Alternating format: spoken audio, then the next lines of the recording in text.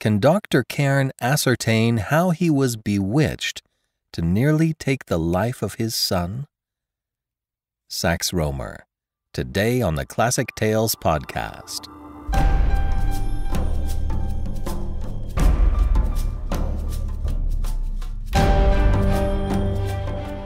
Welcome to the Classic Tales podcast. Thank you for listening. Thank you to all of our financial supporters. We couldn't do this without you, and we really appreciate your support. We've set it up so that for a $5 monthly donation, you get a monthly coupon code for $8 off any audiobook order. Give more and you get more. This way you can easily build out your classic audiobook library, and you get to help more folks like you discover the classics in a curated and easily accessible format.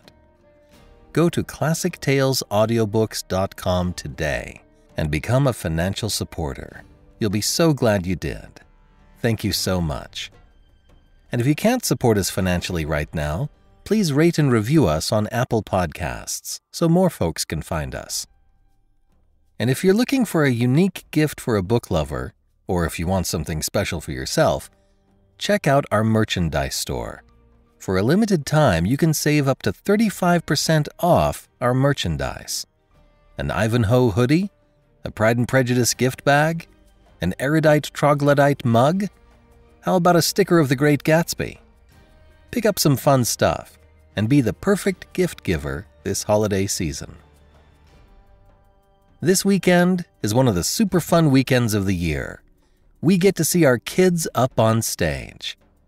Goldie is in Tim Few's production of Tuck Everlasting.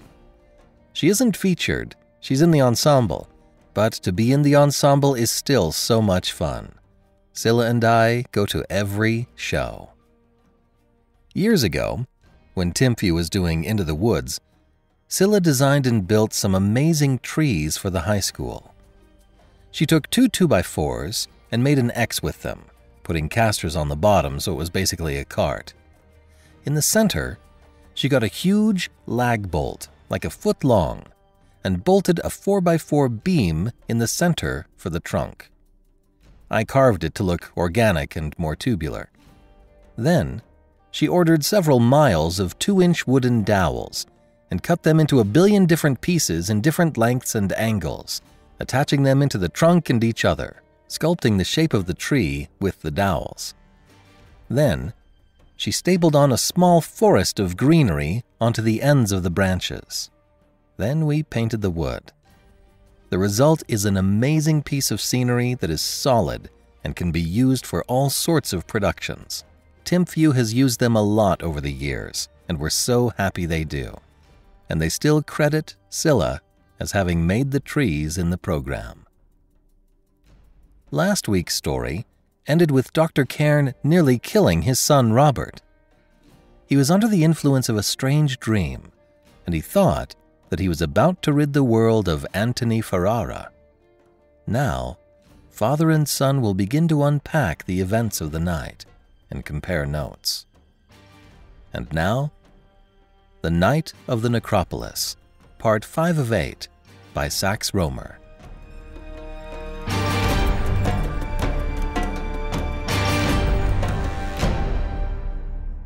A great disturbance had now arisen in the streets below. Streams of people, it seemed, were pouring towards the harbor. But Dr. Cairn pointed to an armchair. "Sit down, Rob," he said. "I will tell my story, and you shall tell yours. By comparing notes, we can arrive at some conclusion. Then we must act. This is a fight to a finish, and I begin to doubt if we are strong enough to win." He took up the dagger and ran a critical glance over it, from the keen point to the enameled hilt. "This is unique," he muttered, whilst his son, spellbound, watched him. "The blade is as keen as if tempered but yesterday, yet it was made full 5,000 years ago, as the workmanship of the hilt testifies. Rob, we deal with powers more than human. We have to cope with a force which might have awed the greatest masters which the world has known. It would have called for all the knowledge and all the power of Apollonius of Tyana to have dealt with him. Antony Ferrara? Undoubtedly, Rob. It was by the agency of Antony Ferrara that the wireless message was sent to you from the P&O. It was by the agency of Antony Ferrara that I dreamt a dream tonight. In fact, it was no true dream. I was under the influence of, what shall I term it, hypnotic suggestion? To what extent that malign will was responsible for you and I being placed in rooms communicating by means of a balcony, we probably shall never know. But if this proximity was merely accidental, the enemy did not fail to take advantage of the coincidence. I lay watching the stars before I slept, and one of them seemed to grow larger as I watched. He began to pace about the room in growing excitement. Rob, I cannot doubt that a mirror or a crystal was actually suspended before my eyes by someone who had been watching for the opportunity. I yielded myself to the soothing influence, and thus deliberately, placed myself in the power of Antony Ferrara. You think that he is here, in this hotel? I cannot doubt that he is in the neighborhood. The influence was too strong to have emanated from a mind at a great distance removed. I will tell you exactly what I dreamt. He dropped into a cane armchair.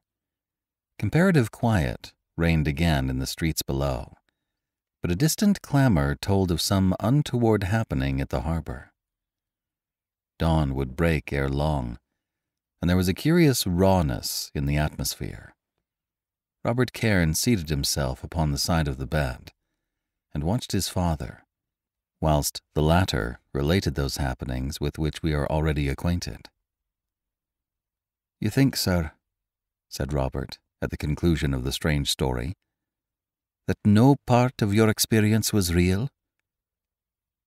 Dr. Cairn held up the antique dagger, glancing at the speaker significantly. "On the contrary," he replied, "I do know that part of it was dreadfully real. My difficulty is to separate the real from the phantasmal." Silence fell for a moment. Then, "It is almost certain," said the younger man, frowning thoughtfully, "that you did not actually leave the hotel, but merely passed from your room to mine by way of the balcony." Dr. Cairn stood up, walked to the open window, and looked out, then turned and faced his son again. "I believe I can put that matter to the test," he declared. "In my dream, as I turned into the lane where the house was, the house of the mummy, there was a patch covered with deep mud, where at some time during the evening a quantity of water had been spilt. I stepped upon that patch, or dreamt that I did. We can settle the point." He sat down on the bed beside his son, and, stooping, pulled off one of his slippers.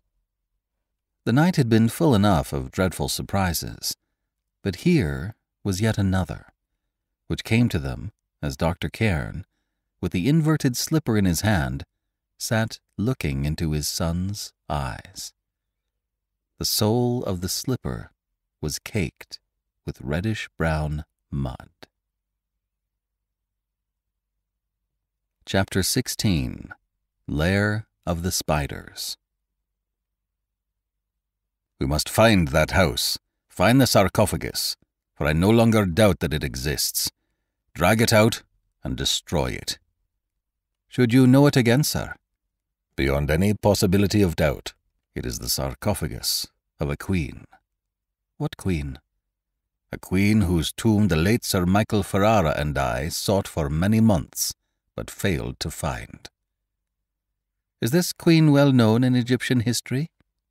Dr. Cairn stared at him with an odd expression in his eyes. "Some histories ignore her existence entirely," he said, and with an evident desire to change the subject, added, "I shall return to my room to dress now. Do you dress also. We cannot afford to sleep whilst the situation of that house remains unknown to us." Robert Cairn nodded, and his father stood up and went out of the room. Dawn saw the two of them peering from the balcony upon the streets of Port Said, already dotted with moving figures, for the Egyptian is an early riser. "Have you any clue," asked the younger man, "to the direction in which this place lies?" "Absolutely none, for the reason that I do not know where my dreaming left off and reality commenced. Did someone really come to my window and lead me out through another room downstairs and into the street, or did I wander out of my own accord and merely imagine the existence of the guide? In either event, I must have been guided in some way to a back entrance, for had I attempted to leave by the front door of the hotel in that trance-like condition, I should certainly have been detained by the Baobab. Suppose we commence then by inquiring if there is such another entrance." The hotel staff was already afoot, and their inquiries led to the discovery of an entrance communicating with the native servants' quarters. This could not be reached from the main hall, but there was a narrow staircase to the left of the lift shaft by which it might be gained. The two stood looking out across the stone-paved courtyard upon which the door opened. "Beyond doubt," said Dr. Cairn, "I might have come down that staircase and out by this door without arousing a soul, either by passing through my own room or through any other on that floor." They crossed the yard, where members of the kitchen staff were busily polishing various cooking utensils, and opened the gate. Dr. Cairn turned to one of the men nearby. "Is this gate bolted at night?" he asked in Arabic. The man shook his head, and seemed to be much amused by the question, revealing his white teeth as he assured him that it was not. A narrow lane ran along behind the hotel, communicating with a maze of streets almost exclusively peopled by natives. "Rob," said Dr. Cairn slowly, "it begins to dawn upon me that this is the way I came." He stood looking to right and left, and seemed to be undecided. Then, "We will try right," he determined. They set off along the narrow way. Once clear of the hotel wall, high buildings rose upon either side, so that at no time during the day could the sun have penetrated to the winding lane.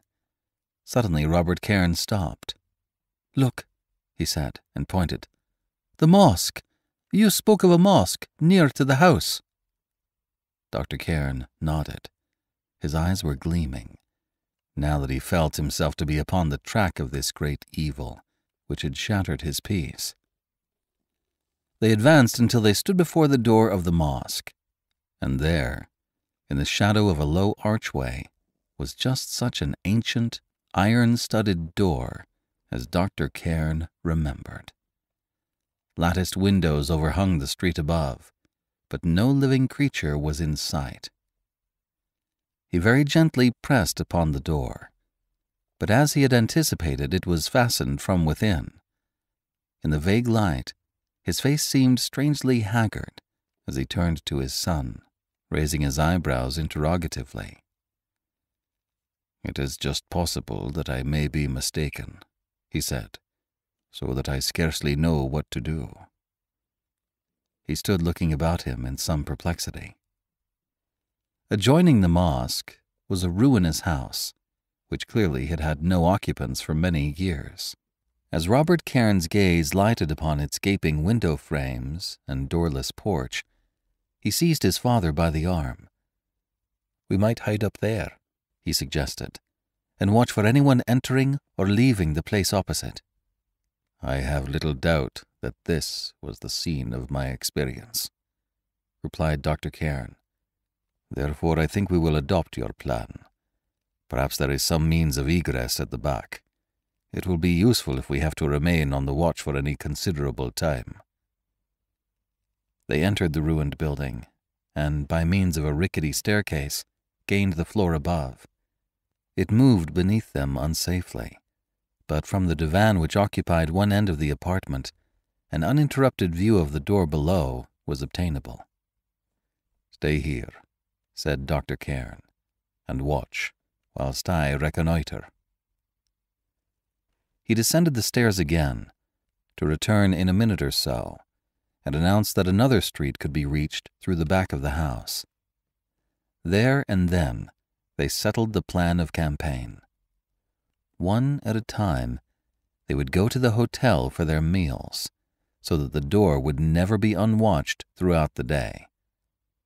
Dr. Cairn determined to make no inquiries respecting the house, as this might put the enemy upon his guard. "We are in his own country, Rob," he said. "Here we can trust no one." Thereupon they commenced their singular and self-imposed task. In turn, they went back to the hotel for breakfast and watched fruitlessly throughout the morning. They lunched in the same way, and throughout the great midday heat sat hidden in the ruined building, mounting guard over that iron-studded door. It was a dreary and monotonous day, long to be remembered by both of them. And when the hour of sunset drew nigh, and their vigil remained unrewarded, they began to doubt the wisdom of their tactics. The street was but little frequented. There was not the slightest chance of their presence being discovered.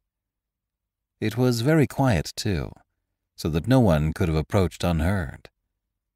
At the hotel, they had learnt the cause of the explosion during the night, an accident in the engine room of a tramp steamer, which had done considerable damage but caused no bodily injury. "We may hope to win yet," said Dr. Cairn, in speaking of the incident. "It was the hand of God."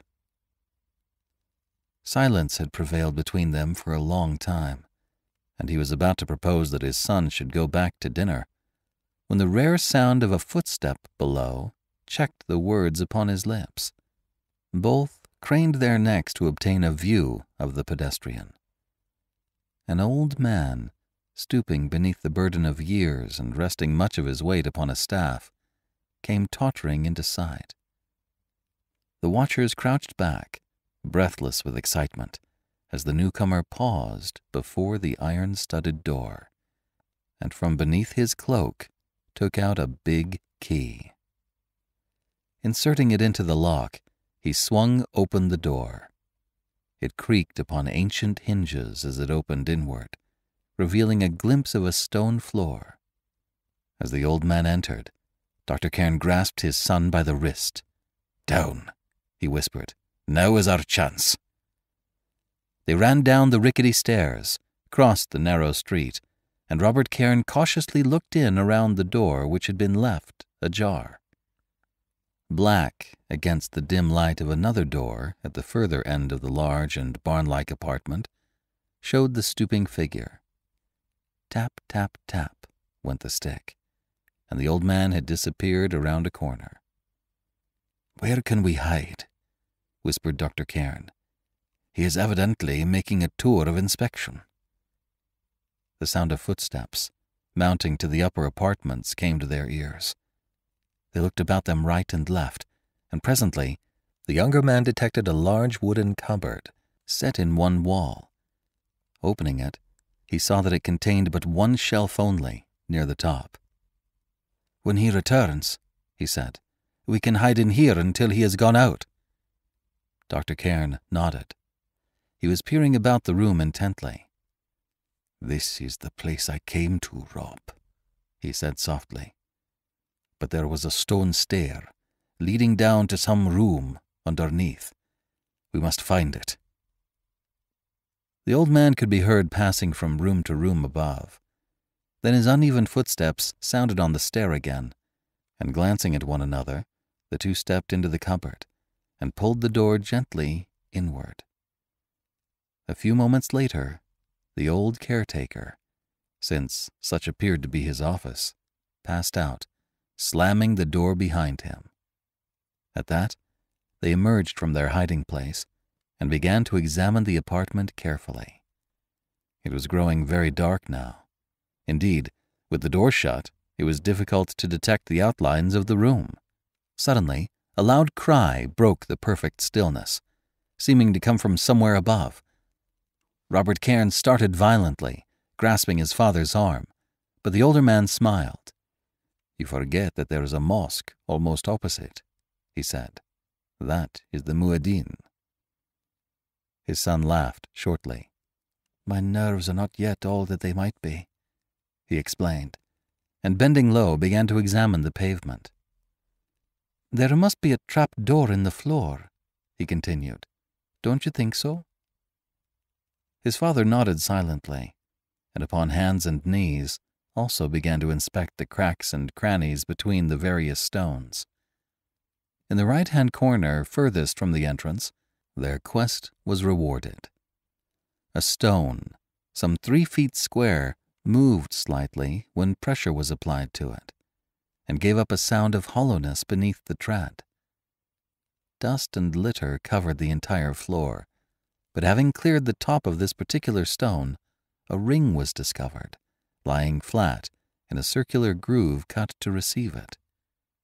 The blade of a penknife served to raise it from its resting place, and Dr. Cairn, standing astride across the trap, tugged at the ring, and without great difficulty raised the stone block from its place. A square hole was revealed. There were irregular stone steps leading down into the blackness. A piece of candle, stuck in a crude wooden holder, lay upon the topmost. Dr. Cairn, taking a box of matches from his pocket, very quickly lighted the candle, and with it held in his left hand, began to descend. His head was not yet below the level of the upper apartment when he paused. "You have your revolver?" he said. Robert nodded grimly and took his revolver from his pocket. A singular and most disagreeable smell was arising from the trap which they had opened. But ignoring this, they descended, and presently stood side by side in a low cellar. Here the odor was almost insupportable. It had in it something menacing, something definitely repellent, and at the foot of the steps they stood, hesitating. Dr. Cairn slowly moved the candle, throwing the light along the floor, where it picked out strips of wood and broken cases, straw packing and kindred litter, until it impinged upon a brightly painted slab. Further he moved it, and higher, and at the end a sarcophagus came into view. He drew a quick, hissing breath, and bending forward, directed the light into the interior of the ancient coffin. Then he had need of all his iron nerve to choke down the cry that rose to his lips. "By God, look!" whispered his son. Swathed in white wrappings, Antony Ferrara lay motionless before them. The seconds passed one by one, until a whole minute was told, and still the two remained inert, and the cold light shone fully upon that ivory face. "Is he dead?" Robert Cairn spoke huskily, grasping his father's shoulder. "I think not," was the equally hoarse reply. "He is in the state of trance mentioned in certain ancient writings. He is absorbing evil force from the sarcophagus of the Witch Queen." There was a faint rustling sound in the cellar, which seemed to grow louder and more insistent, but Dr. Cairn apparently did not notice it, for he turned to his son, and albeit the latter could see him but vaguely, he knew that his face was grimly set. "It seems like butchery," he said evenly. "But in the interests of the world, we must not hesitate. A shot might attract attention. Give me your knife." For a moment, the other scarcely comprehended the full purport of the words. Mechanically, he took out his knife and opened the big blade. "Good heavens, sir," he gasped breathlessly. "It is too awful." "Awful, I grant you," replied Dr. Cairn, "but a duty, boy, and one that we must not shirk. I, alone among living men, know whom and what lies there, and my conscience directs me in what I do. His end shall be that which he had planned for you. Give me the knife." He took the knife from his son's hand. With the light directed upon the still ivory face, he stepped towards the sarcophagus.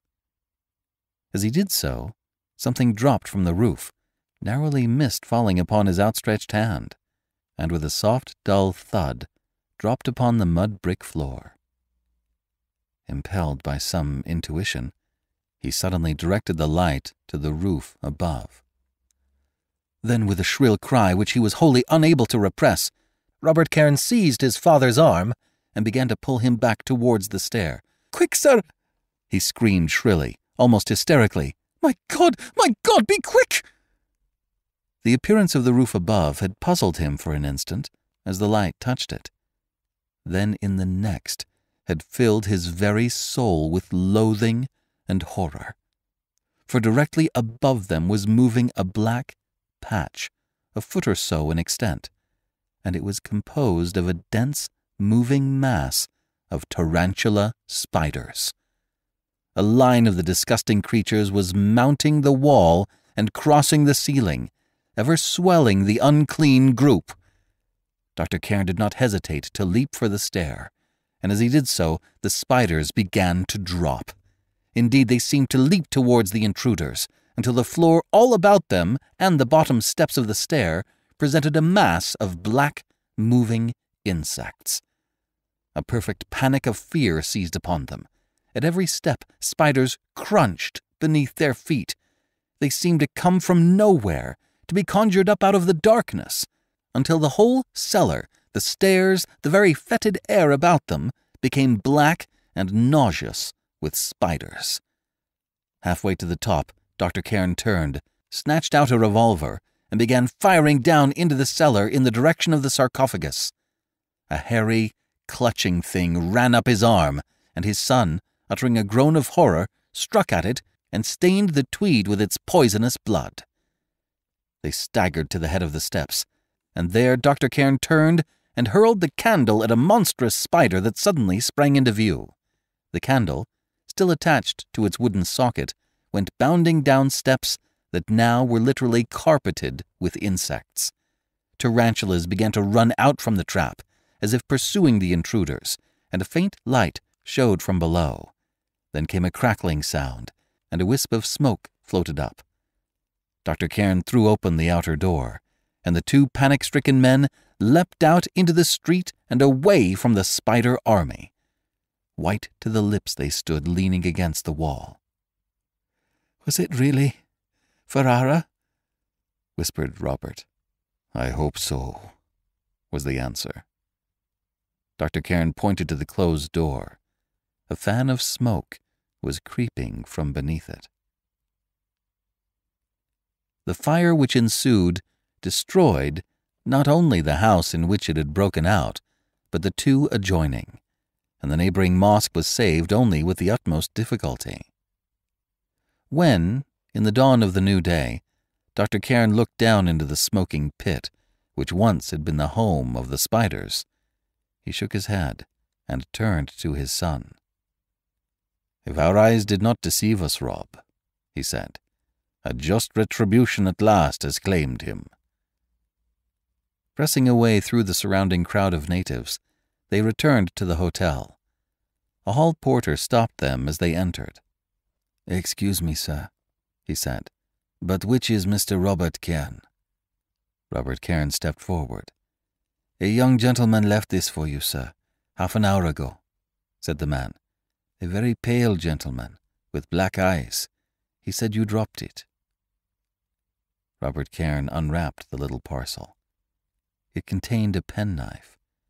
The ivory handle charred as if it had been in a furnace.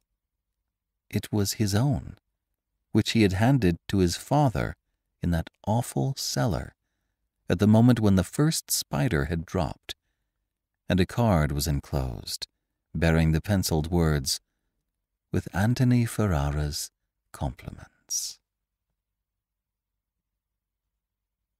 Chapter 17. The Story of Ali Mohammed. Saluting each of the three in turn, the tall Egyptian passed from Dr. Cairn's room. Upon his exit followed a brief but electric silence. Dr. Cairn's face was very stern, and Sime, with his hands locked behind him, stood staring out of the window into the palmy garden of the hotel. Robert Cairn looked from one to the other excitedly. "What did he say, sir?" he cried, addressing his father. "It had something to do with—" Dr. Cairn turned. Sime did not move. "It had something to do with the matter which has brought me to Cairo," replied the former. "Yes." "You see," said Robert, "my knowledge of Arabic is nil." Sime turned in his heavy fashion and directed a dull gaze upon the last speaker. "Ali Mohammed," he explained slowly, "who has just left, had come down from the Fayoum to report a singular matter. He was unaware of its real importance, but it was sufficiently unusual to disturb him, and Ali Mohammed es-Suefi is not easily disturbed." Dr. Cairn dropped into an armchair, nodding towards Sime. "Tell him all that we have heard," he said. "We stand together in this affair." "Well," continued Sime in his deliberate fashion, "when we struck our camp beside the Pyramid of Meidum, Ali Mohammed remained behind with a gang of workmen to finish off some comparatively unimportant work. He is an unemotional person. Fear is alien to his composition. It has no meaning for him. But last night something occurred at the camp, or what remained of the camp, which seems to have shaken even Ali Mohammed's iron nerve." Robert Cairn nodded, watching the speaker intently. "The entrance to the Meidum Pyramid," continued Sime. "One of the entrances," interrupted Dr. Cairn, smiling slightly. "There is only one entrance," said Sime dogmatically. Dr. Cairn waved his hand. "Go ahead," he said. "We can discuss these archaeological details later." Sime stared dully, but without further comment resumed. "The camp was situated on the slope immediately below the only known entrance to the Meidum Pyramid. One might say that it lay in the shadow of the building. There are tumuli in the neighborhood, part of a prehistoric cemetery, and it was work in connection with this which had detained Ali Mohammed in that part of the Fayoum. Last night, about 10 o'clock, he was awakened by an unusual sound, or series of sounds, he reports. He came out of the tent into the moonlight and looked up at the pyramid. The entrance was a good way above his head, of course, and quite 50 or 60 yards from the point where he was standing. But the moonbeams bathed that side of the building in dazzling light, so that he was enabled to see a perfect crowd of bats whirling out of the pyramid. "Bats!" ejaculated Robert Cairn.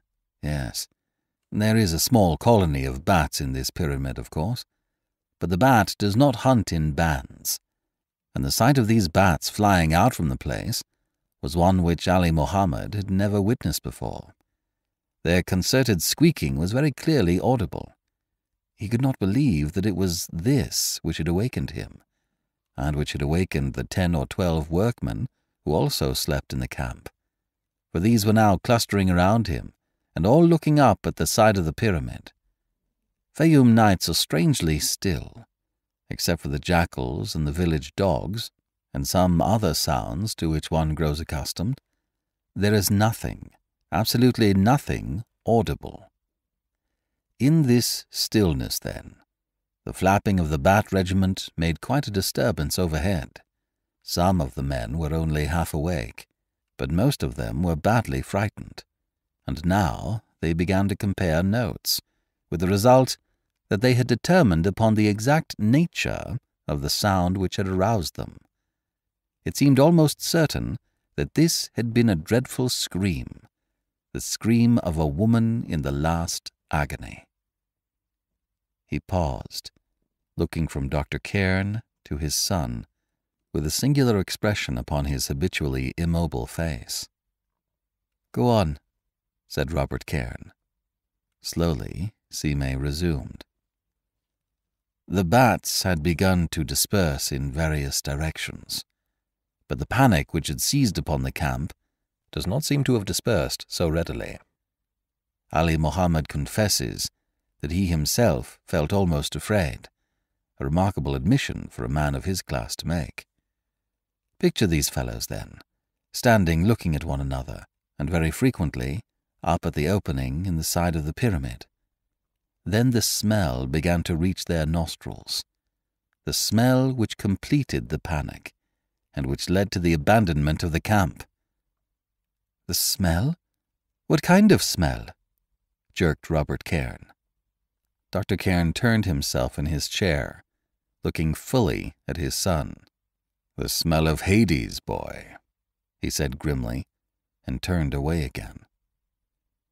"Naturally," continued Simé, "I can give you no particulars on the point, but it must have been something very fearful to have affected the Egyptian native.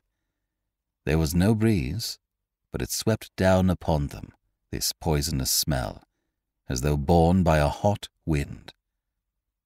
Was it actually hot?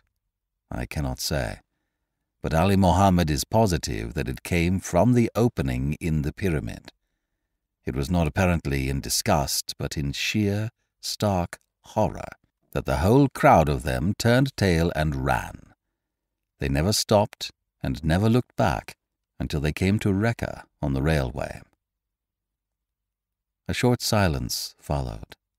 Then, "That was last night?" questioned Cairn. His father nodded. "The man came in by the first train from Vasta," he said, "and we have not a moment to spare." Simé stared at him. "I don't understand." "I have a mission," said Dr. Cairn quietly. "It is to run to earth, to stamp out, as I would stamp out a pestilence, a certain thing. I cannot call it a man. Antony Ferrara. I believe, Simé, that you are at one with me in this matter." Simé drummed his fingers upon the table, frowning thoughtfully, and looking from one to the other of his companions under his lowered brows. "With my own eyes," he said, "I have seen something of this secret drama which has brought you, Dr. Cairn, to Egypt. And up to a point I agree with you regarding Antony Ferrara. You have lost all trace of him?" "Since leaving Port Said," said Dr. Cairn, "I have seen and heard nothing of him. But Lady Lashmore, who was an intimate and an innocent victim, God help her, of Ferrara in London, after staying at the Semiramis in Cairo for one day, departed. Where did she go?" "What has Lady Lashmore to do with the matter?" asked Simé.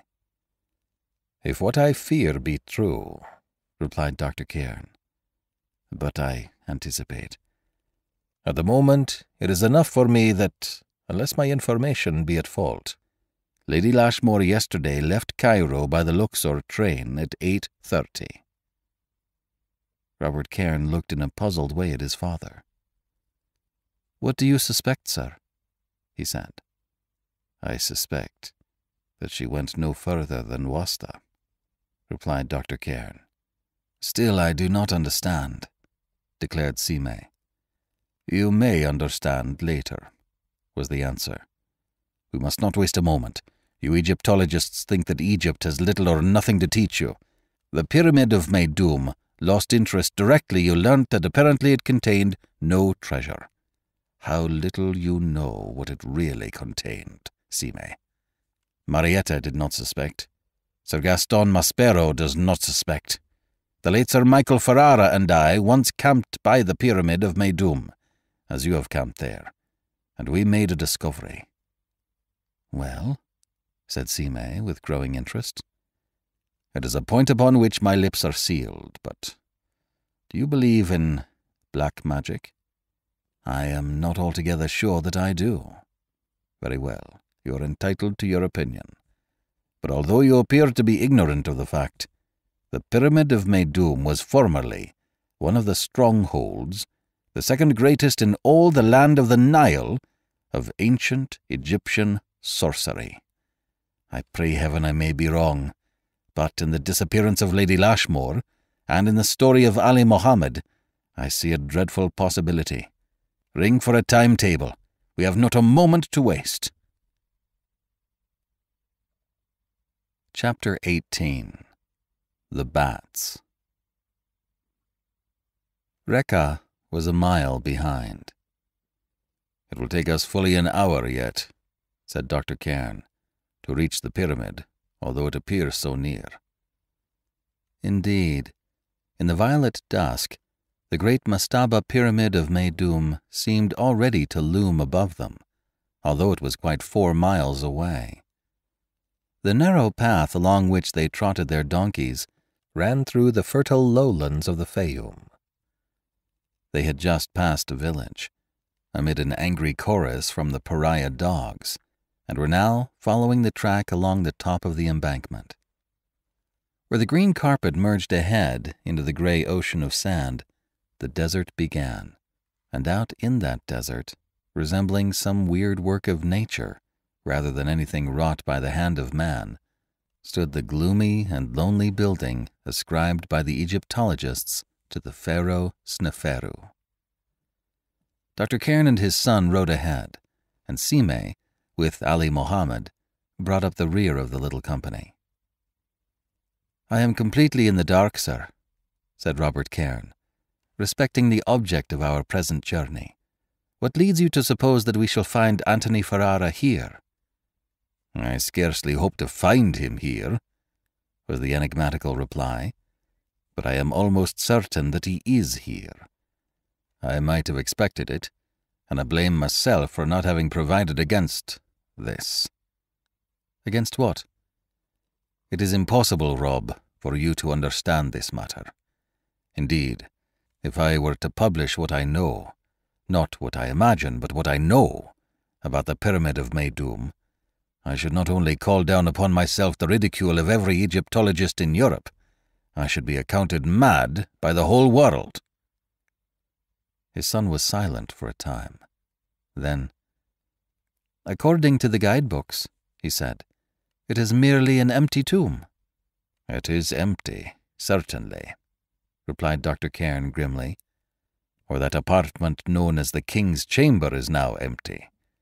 But even the so-called King's Chamber was not empty once, and there is another chamber in the pyramid which is not empty now."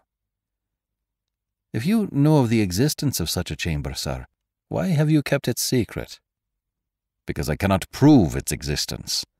I do not know how to enter it, but I know it is there.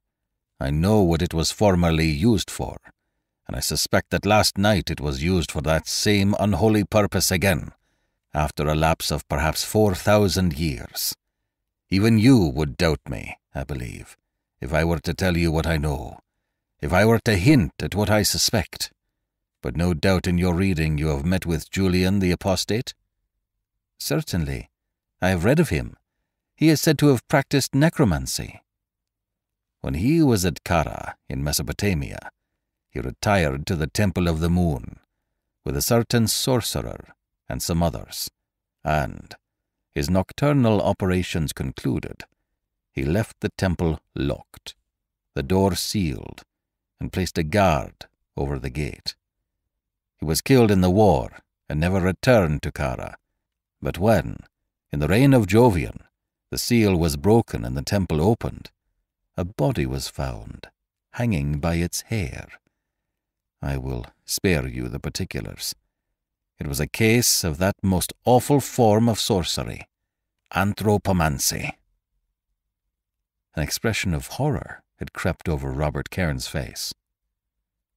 "Do you mean, sir, that this pyramid was used for similar purposes?" "In the past it has been used for many purposes. was the quiet reply. The exodus of the bats points to the fact that it was again used for one of those purposes last night. The exodus of the bats and something else.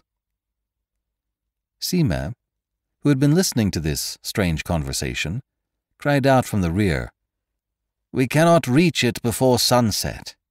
"No," replied Dr. Cairn, turning in his saddle. "But that does not matter. Inside the pyramid, day and night make no difference." Having crossed a narrow wooden bridge, they turned now fully in the direction of the great ruin, pursuing a path along the opposite bank of the cutting. They rode in silence for some time, Robert Cairn deep in thought. "I suppose that Antony Ferrara actually visited this place last night," he said suddenly, "although I cannot follow your reasoning.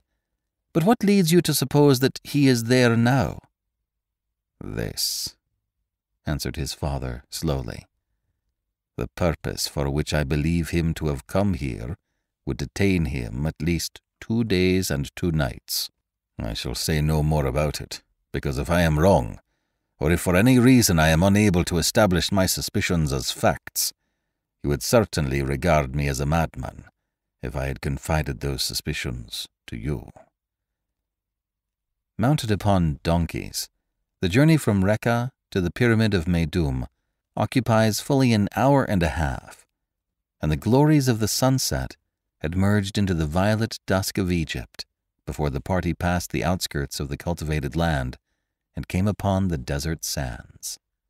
The mountainous pile of granite, its peculiar orange hue a ghastly yellow in the moonlight, now assumed truly monstrous proportions, seeming like a great square tower rising in 3 stages from its mound of sand to some 350 feet above the level of the desert. There was nothing more awesome in the world than to find oneself at night, far from all fellow men, in the shadow of one of those edifices raised by unknown hands, by unknown means, to an unknown end. For despite all the wisdom of our modern inquirers, these stupendous relics remain unsolved riddles set to posterity by a mysterious people. Neither Sime nor Ali Mohammed were of highly strung temperament, neither subject to those subtle impressions which more delicate organizations receive, as the nostrils receive an exhalation from such a place as this. But Dr. Cairn and his son, though each in a different way, came now within the aura of this temple of the dead ages.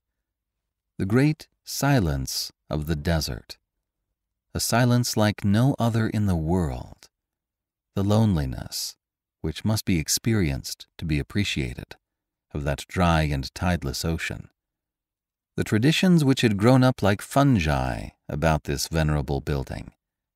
Lastly, the knowledge that it was associated in some way with the sorcery, the unholy activity of Antony Ferrara, combined to chill them with a supernatural dread, which called for all their courage to combat. "What now?" said Sime, descending from his mount. "We must lead the donkeys up the slope," replied Dr. Cairn, "where those blocks of granite are, and tether them there." In silence, then, the party commenced the tedious ascent of the mound by the narrow path to the top, until at some 120 feet above the surrounding plain, they found themselves actually under the wall of the mighty building. The donkeys were made fast. "Sime and I," said Dr. Cairn quietly, "will enter the pyramid."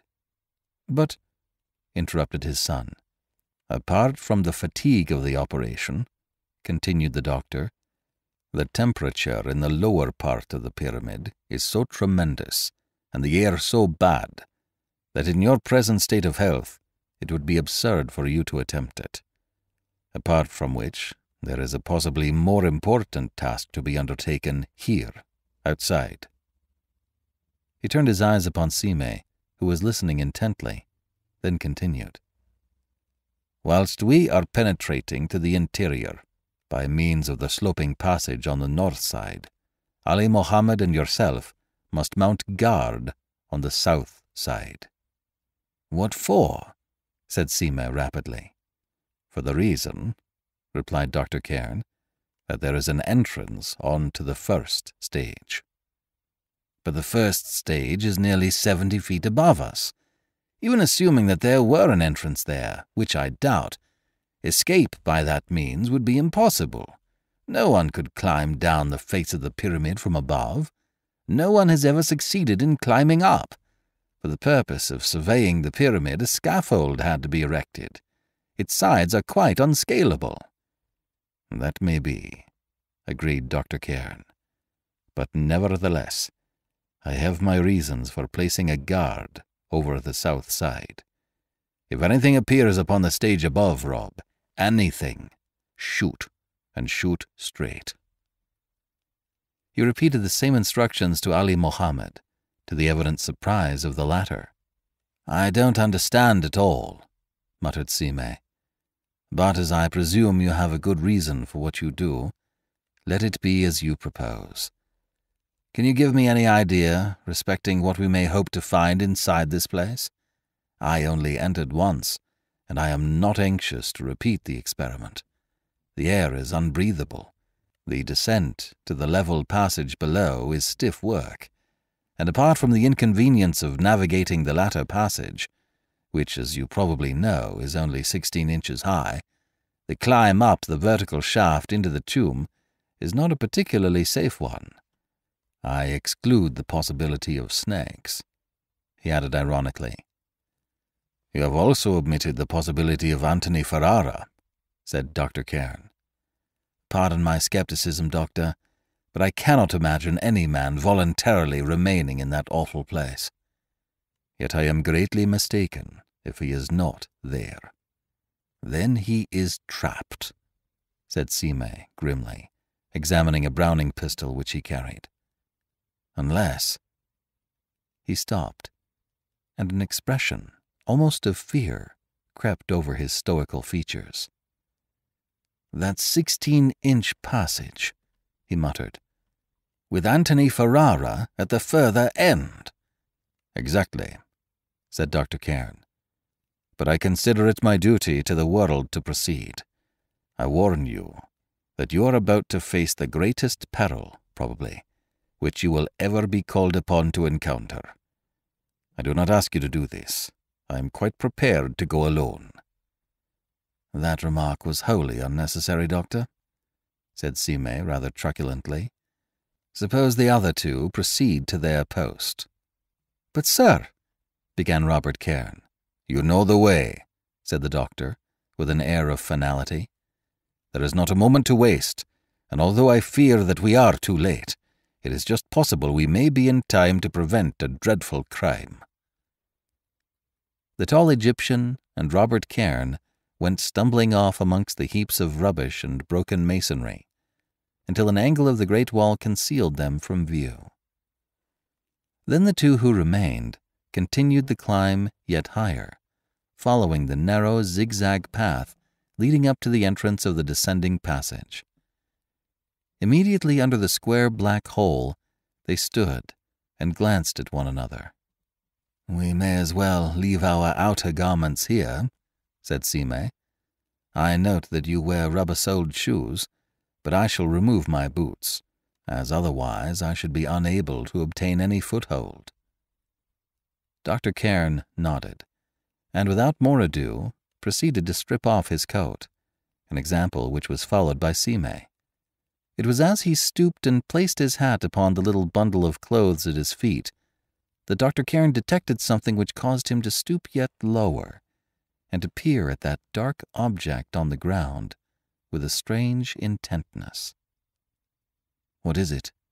jerked Sime, glancing back at him. Dr. Cairn, from his hip pocket, took out an electric lamp and directed the white ray upon something lying on the splintered fragments of granite.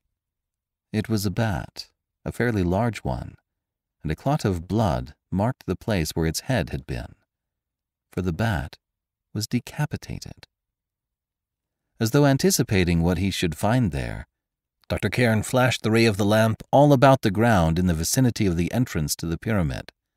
Scores of dead bats, headless, lay there.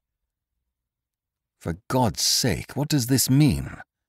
whispered Sime, glancing apprehensively into the black entrance beside him. "It means," answered Cairn in a low voice, "that my suspicion, almost incredible though it seems, was well-founded. Steel yourself against the task that is before you, Sime. We stand upon the borderland of strange horrors." Sime hesitated to touch any of the dead bats, surveying them with an ill-concealed repugnance.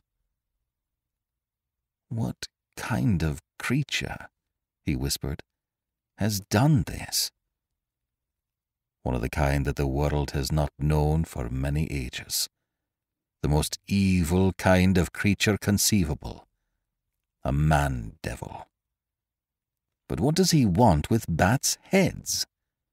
"The Senonic or pyramid bat has a leaf-like appendage beside the nose. A gland in this secretes a rare oil. This oil is one of the ingredients of the incense which is never named in the magical writings." Sime shuddered. "Here," said Dr. Cairn, proffering a flask. "This is only the overture, no nerves." The other nodded shortly and poured out a peg of brandy.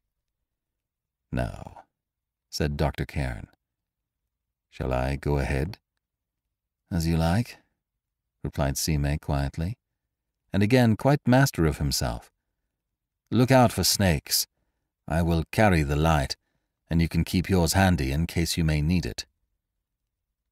Dr. Cairn drew himself up into the entrance. The passage was less than 4 feet high, and generations of sandstorms had polished its sloping granite floor so as to render it impossible to descend except by resting one's hands on the roof above and lowering oneself foot by foot. The passage of this description, descending at a sharp angle for over 200 feet, is not particularly easy to negotiate, and progress was slow. Dr. Cairn at every 5 yards or so would stop, and with the pocket lamp which he carried, would examine the sandy floor and the crevices between the huge blocks composing the passage, in quest of those faint tracks which warned the traveler that a serpent has recently passed that way. Then, replacing his lamp, he would proceed. Sime followed in like manner, employing only one hand to support himself, and with the other, constantly directing the ray of his pocket torch past his companion and down into the blackness beneath. Out in the desert, the atmosphere had been sufficiently hot, but now, with every step, it grew hotter and hotter. That indescribable smell, as of a decay begun in remote ages, that rises with the impalpable dust in these mysterious labyrinths of ancient Egypt, which never know the light of day, rose stiflingly, until at some 40 or 50 feet below the level of the sand outside, respiration became difficult, and the two paused, bathed in perspiration and gasping for air. "Another 30 or 40 feet, panted Sime, "and we shall be in the level passage. There is a sort of low artificial cavern there, you may remember, where, although we cannot stand upright, we can sit and rest for a few moments." Speech was exhausting, and no further words were exchanged until the bottom of the slope was reached, and the combined lights of the 2 pocket lamps showed them that they had reached a tiny chamber irregularly hewn in the living rock. This also was less than 4 feet high, but its jagged floor being level, they were enabled to pause here for a while. "Do you notice something unfamiliar in the smell of the place?" Dr. Cairn was the speaker. Sime nodded, wiping the perspiration from his face the while. "It was bad enough when I came here before," he said hoarsely, "It is terrible work for a heavy man, but tonight it seems to be reeking. I have smelt nothing like it in my life." "Correct," replied Dr. Cairn grimly. "I trust that, once clear of this place, you will never smell it again." "What is it?" "It is the incense," was the reply. "Come, the worst of our task is before us yet." The continuation of the passage now showed as an opening no more than 15 to 17 inches high. It was necessary, therefore, to lie prone upon the rubbish of the floor and to proceed serpent fashion. One could not even employ one's knees, so low was the roof, but was compelled to progress by clutching at the irregularities in the wall and by digging the elbows into the splintered stones one crawled upon. For 3 yards or so they proceeded thus. Then Dr. Cairn lay suddenly still. "What is it?" whispered Simé. A threat of panic was in his voice. He dared not conjecture what would happen if either should be overcome in that evil-smelling burrow, deep in the bowels of the ancient building. At that moment it seemed to him, absurdly enough, that the weight of the giant pile rested upon his back, was crushing him, pressing the life out from his body as he lay there prone, with his eyes fixed upon the rubber soles of Dr. Cairn's shoes directly in front of him. But softly came a reply. "Do not speak again. Proceed as quietly as possible, and pray heaven we are not expected." Simé understood. With a malignant enemy before them, this hole in the rock through which they crawled was a certain death trap. He thought of the headless bats, and of how he, in crawling out into the shaft ahead, must lay himself open to a similar fate. Dr. Cairn moved slowly onward. Despite their anxiety to avoid noise, neither he nor his companion could control their heavy breathing. Both were panting for air. The temperature was now deathly. A candle would scarcely have burnt in the vitiated air. And above that odor of ancient rottenness which all explorers of the monuments of Egypt know, rose that other, indescribable odor, which seemed to stifle one's very soul. Dr. Cairn stopped again. Simé knew, having performed this journey before, that his companion must have reached the end of the passage, that he must be lying, peering out into the shaft for which they were making. He extinguished his lamp. Again Dr. Cairn moved forward. Stretching out his hand, Simé found only emptiness. He wriggled forward in turn, rapidly, all the time groping with his fingers. Then, "Take my hand," came a whisper. "Another 2 feet, and you can stand upright." He proceeded, grasped the hand which was extended to him in the impenetrable darkness, and panting, temporarily exhausted, rose upright beside Dr. Cairn and stretched his cramped limbs. Side by side they stood, mantled about in such a darkness as cannot be described, in such a silence as dwellers in the busy world cannot conceive, in such an atmosphere of horror that only a man morally and physically brave could have retained his composure. Dr. Cairn bent to Simé's ear. "We must have the light for the ascent," he whispered. "Have your pistol ready. I am about to press the button of the lamp." A shaft of white light shone suddenly up the rocky sides of the pit in which they stood, and lost itself in the gloom of the chamber above. "On to my shoulders," jerked Simé. "You are lighter than I. Then as soon as you can reach, place your lamp on the floor above and mount up beside it. I will follow." Dr. Cairn, taking advantage of the rugged walls and of the blocks of stone amid which they stood, mounted upon Simé's shoulders. "Could you carry your revolver in your teeth?" asked the latter. "I think you might hold it by the trigger guard." I proposed to do so, replied Dr. Cairn grimly. Stand fast. Gradually, he rose upright upon the other's shoulders. Then, placing his foot in a cranny of the rock, and with his left hand grasping a protruding fragment above, he mounted yet higher, all the time holding the lighted lamp in his right hand. Upward he extended his arms, and upward, until he could place the lamp upon the ledge above his head, where its white beam shone across the top of the shaft. "Mind it does not fall," panted Sime, craning his head upward to watch these operations. Dr. Cairn, whose strength and agility were wonderful, twisted around sideways and succeeded in placing his foot on a ledge of stone on the opposite side of the shaft. Resting his weight upon this, he extended his hand to the lip of the opening and drew himself up to the top, where he crouched fully in the light of the lamp. Then, wedging his foot into a crevice a little below him, he reached out his hand to Sime. The latter, following much the same course as his companion, seized the extended hand, and soon found himself beside Dr. Cairn. Impetuously, he snatched out his own lamp and shone its beams about the weird apartment in which they found themselves, the so-called King's Chamber of the Pyramid. Right and left leapt the searching rays, touching the ends of the wooden beams, which, practically fossilized by long contact with the rock, still survive in that sepulchral place. Above and below and all around, he directed the light, upon the litter covering the rock floor, upon the blocks of the higher walls, upon the frowning roof.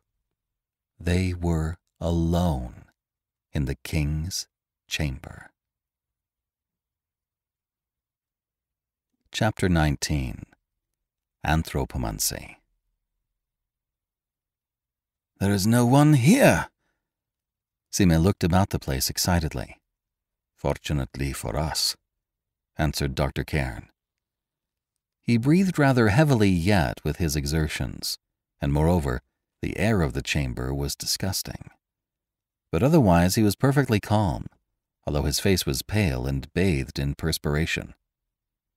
"Make as little noise as possible."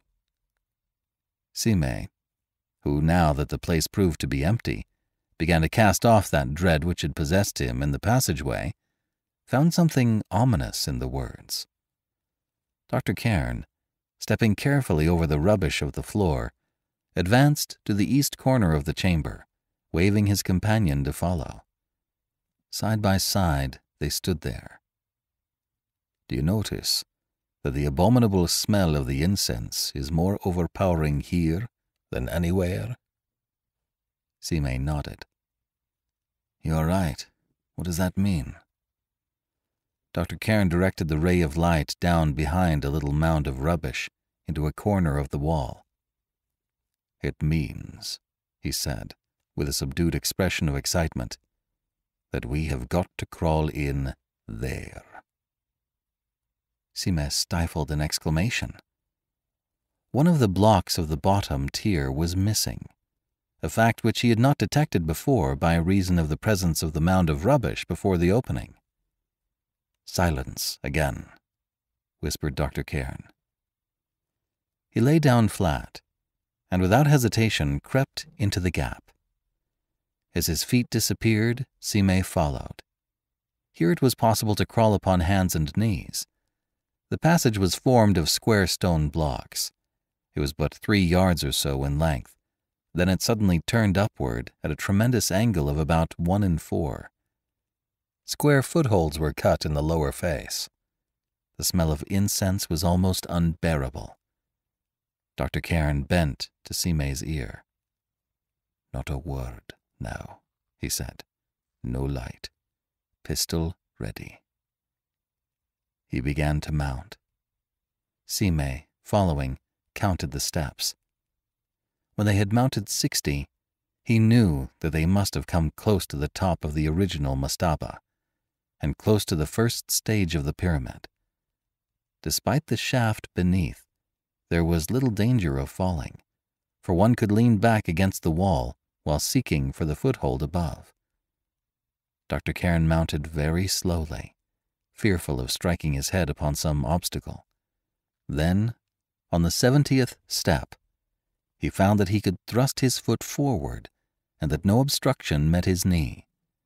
They had reached a horizontal passage. Very softly, he whispered back to Sime, "Take my hand. I have reached the top." They entered the passage.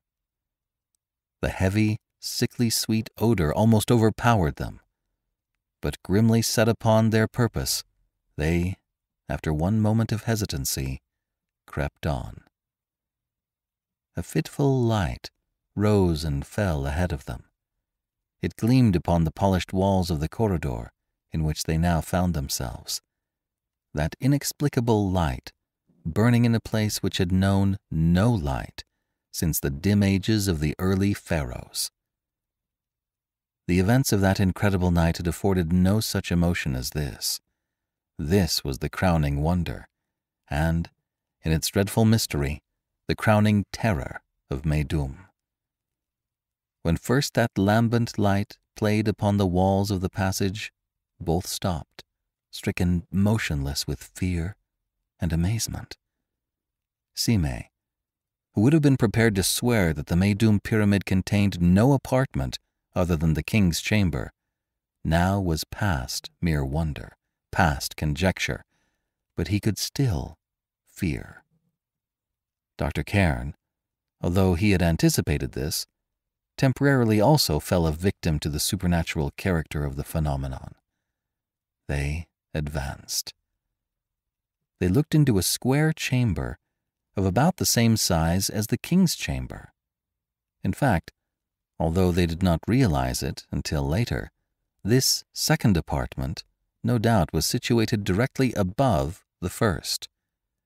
The only light was that of a fire burning in a tripod, and by means of this illumination, which rose and fell in a strange manner, it was possible to perceive the details of the place. But indeed, at the moment they were not concerned with these. They had eyes only for the black-robed figure beside the tripod. It was that of a man, who stood with his back towards them, and he chanted monotonously in a tongue unfamiliar to Sime. At certain points in his chant, he would raise his arms in such a way that, clad in the black robe, he assumed the appearance of a gigantic bat. Each time that he acted thus, the fire in the tripod, as if fanned into new life, would leap up, casting a hellish glare about the place. Then, as the chanter dropped his arms again, the flame would drop also. A cloud of reddish vapor floated low in the apartment. There were a number of curiously shaped vessels upon the floor, and against the farther wall, only rendered visible when the flames leapt high, was some motionless white object, apparently hung from the roof. Dr. Cairn drew a hissing breath and grasped Sime's wrist. "We are too late," he said strangely. He spoke at a moment when his companion, peering through the ruddy gloom of the place, had been endeavoring more clearly to perceive that ominous shape which hung, horrible, in the shadow. He spoke, too, at a moment when the man in the black robe raised his arms, when, as if obedient to his will, the flames leapt up fitfully.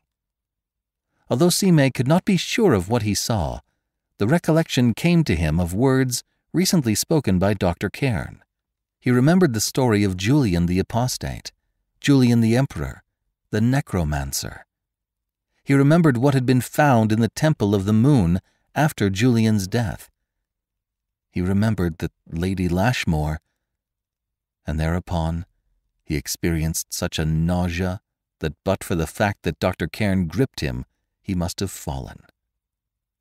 Tutored in a materialistic school, he could not even now admit that such monstrous things could be.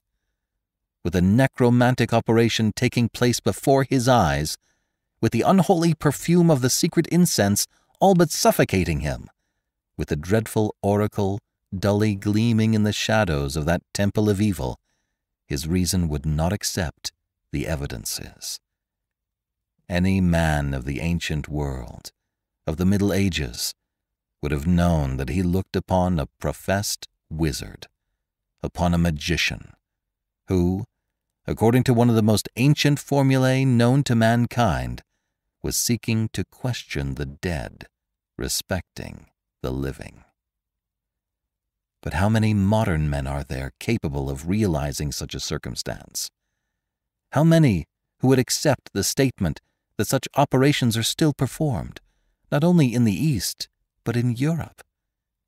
How many who, witnessing this mass of Satan, would accept it for verity, would not deny the evidence of their very senses? He could not believe such an orgy of wickedness possible. A pagan emperor might have been capable of these things, but today? Wondrous is our faith in the virtue of today. "Am I mad?" he whispered hoarsely. "Or—" A thinly veiled shape seemed to float out from that still form in the shadows. It assumed definite outlines. It became a woman, beautiful, with a beauty that could only be described as awful. She wore upon her brow the uraeus of ancient Egyptian royalty. Her sole garment was a robe of finest gauze. Like a cloud, like a vision, she floated into the light cast by the tripod. A voice which seemed to come from a vast distance, from somewhere outside the mighty granite walls of that unholy place, spoke. The language was unknown to Simei, but the fierce hand grip upon his wrist grew fiercer. That dead tongue, that language unspoken since the dawn of Christianity, was known to the man who had been the companion of Sir Michael Ferrara. In upon Simei swept a swift conviction that one could not witness such a scene as this and live, and move again amongst one's fellow men. In a sort of frenzy then, he wrenched himself free from the detaining hand and launched a retort of modern science against the challenge of ancient sorcery.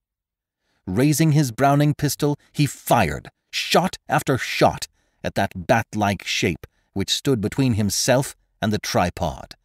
1,000 frightful echoes filled the chamber with a demon mockery, boomed along those subterranean passages beneath, and bore the conflict of sound into the hidden places of the pyramid which had known not sound for untold generations. My God! Vaguely he became aware that Dr. Cairn was seeking to drag him away. Through a cloud of smoke, he saw the black-robed figure turn, dream fashion. He saw the pallid, glistening face of Antony Ferrara, the long, evil eyes, alight like the eyes of a serpent, were fixed upon him. He seemed to stand amid a chaos, in a mad world beyond the borders of reason, beyond the dominions of God. But to his stupefied mind, one astounding fact found access. He had fired at least 7 shots at the black-robed figure, and it was not humanly possible that all could have gone wide of their mark. Yet Antony Ferrara lived. Utter darkness blotted out the evil vision. Then there was a white light ahead, and feeling that he was struggling for sanity, Simei managed to realize that Dr. Cairn, retreating along the passage, was crying to him, in a voice rising almost to a shriek, to run for his life, for his salvation. "You should not have fired," he seemed to hear. Unconscious of any contact with the stones, although afterwards he found his knees and shins to be bleeding, he was scrambling down that long, sloping shaft. He had a vague impression that Dr. Cairn, descending beneath him, sometimes grasped his ankles and placed his feet into the footholes. A continuous roaring sound filled his ears, as if a great ocean were casting its storm waves against the structure around him. The place seemed to rock. Down, flat! Some sense of reality was returning to him.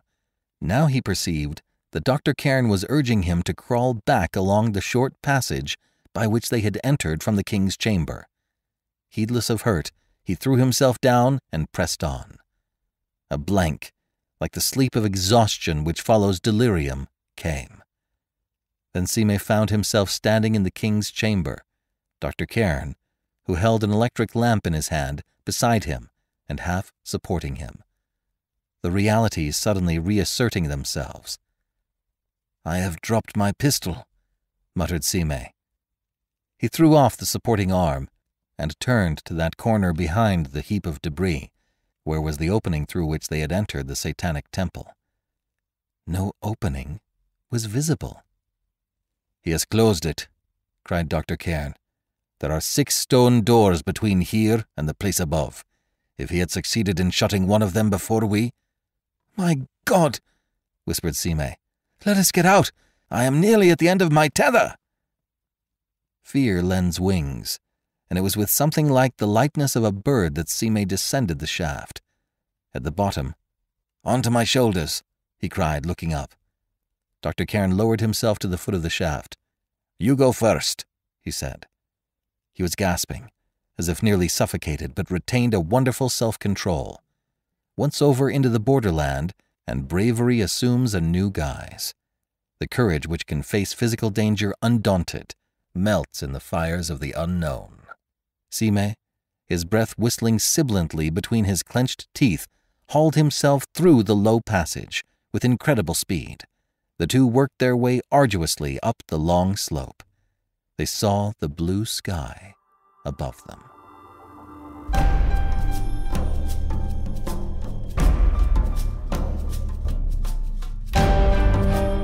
This is B.J. Harrison. I hope you've enjoyed this unabridged production of The Night of the Necropolis, Part 5 of 8 by Sax Rohmer.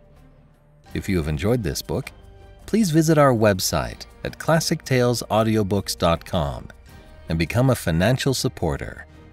For only $5 a month, you get a monthly coupon code for $8 off any audiobook order. And please rate and review us on Apple Podcasts. It really helps other folks to find our show. Thank you for joining me today and allowing classic literature to awaken your better self. Please join me every week, and we'll rediscover the greatest stories ever put to paper.